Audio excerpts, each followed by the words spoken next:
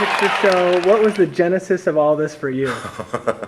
Started several years ago talking with some friends, late at night talking about theater and things we'd like to see. One mentioned that they loved Rocky Horror and they thought they'd be great as Frankenfurter, and so we started just looking in the research of it, and one thing led to another. We first found out actually that Richard O Brien had retracted all the rights, and we thought, oh my God, we can't get the show. And then I found that Samuel French did indeed have the rights, just for the United States. Otherwise, worldwide, he has retracted them. He owns the rights for the rest of the world. We just began preparing from there, and the ideas came together, and here we are. So a show of this caliber really is pretty complex. What are the biggest challenges for you to make sure this all goes off? Well, timing, musically, definitely wanted to have together a very, very solid musicians in the band. The band was key and integral. I talked to Brian, very first thing, to help coordinate the band, build the band as a band, not just a gathering of musicians, but wanted them to have a band chemistry. When we got the score, we first thought we would have a lot of great other parts vocally going on, but we found that on the score there were no background parts written whatsoever, no chorus parts. And so my wife transcribed all of the vocal parts that you hear. Phenomenal. Phenomenal. I wouldn't have done it without her. Hi! There's Liz. Riff Raff has got, obviously, Undertaker hair.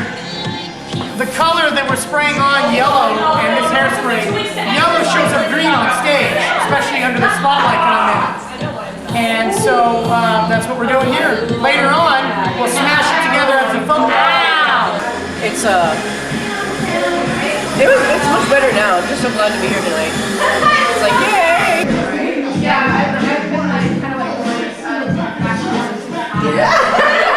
So your characters are made, tell me about it. We're made just for the show. We are this moving set. We are the active set. We are in the background. Some of the characters don't even know we're there.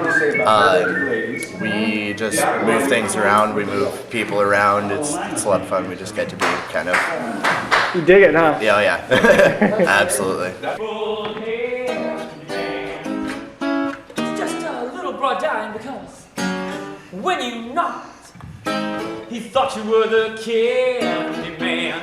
You know, it just seems like everybody I talk to absolutely loves the performance, and is really impressed about the solid musical performance. Well, I think one of the things that has made this production work, and it was the approach we took with the music, was that we learn the tunes and make them our own.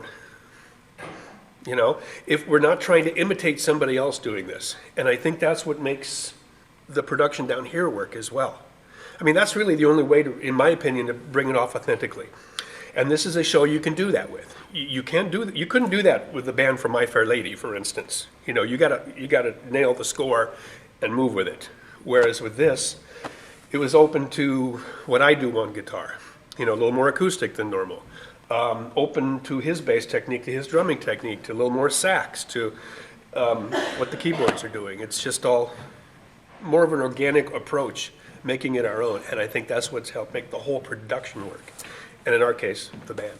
He's throwing gang signs. I don't know what this means, but am I about some of these things?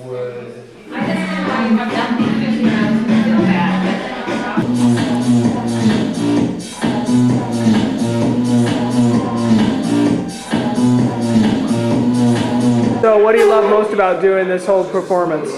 The people. I think I'm doing it all for the people and the experience, and yeah. Tell me who you are, what do you play, what do you do? Jack Hale, lead guitar. Oh, guitar, okay. And there's the other guitar player right there. This is the O Brien, yes. So do you dial up the crunch at all? Yeah. Really? With the crunch and the song and the music. So what about the rest of the stage? Can you describe some of the things we're seeing here and what it's all about? Sure. In collaboration with Mark McConnell, who designed the set, I kind of explained some of the ideas that I had about the set, and he came up with this marvelous elevated platform, because it was very important to me to have the band on stage. I wanted the band to feel a part of the performance, that they're not just in the orchestra pit providing the music, they are indeed a character in the play. And so by elevating them up above, it intensifies their position and gives us a full playing space on the stage. We have the stairs, of course, which basically anchor the sides, but also give us playing space for our Transylvanians to come in. And so by just framing it with this, it just gives a marvelous platform and stage presence for everyone to work in. Heads up, scrim coming in.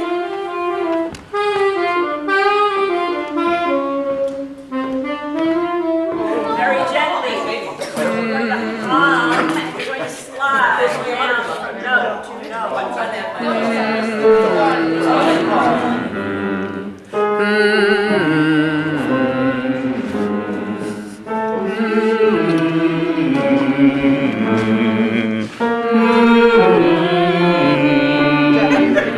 It's in there somewhere.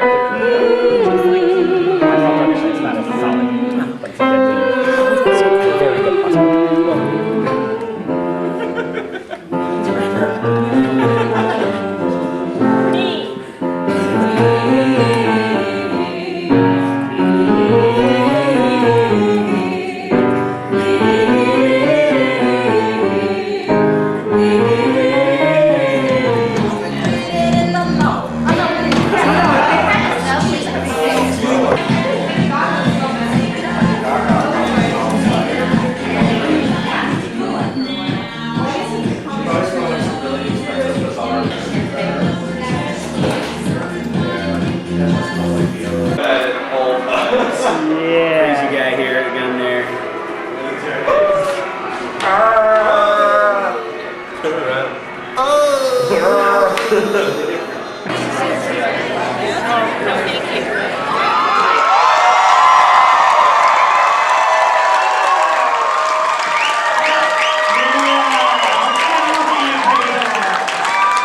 Excellent.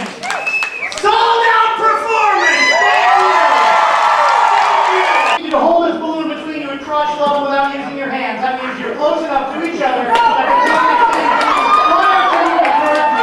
Prior to encourage me. Here you go. Right here.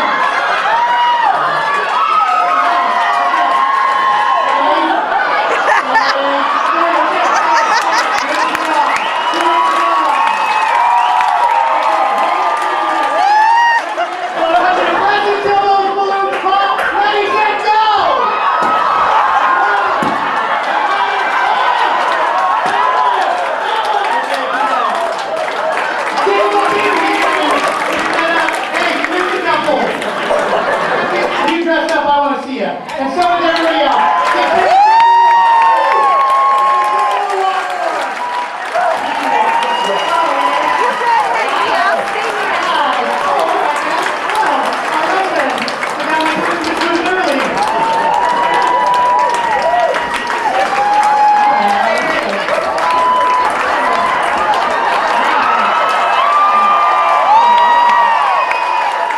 This is a group participation game. When you hear the name Brad, you're free to shout. Yeah, totally fine. If that gives you here, Janet, go ahead and shout. Janet is such a. Right, that's right. Sometimes Magenta and Riff Raff refer to Frankie Furter as Master. He will also accept. Correct. You guys close your eyes, it helps.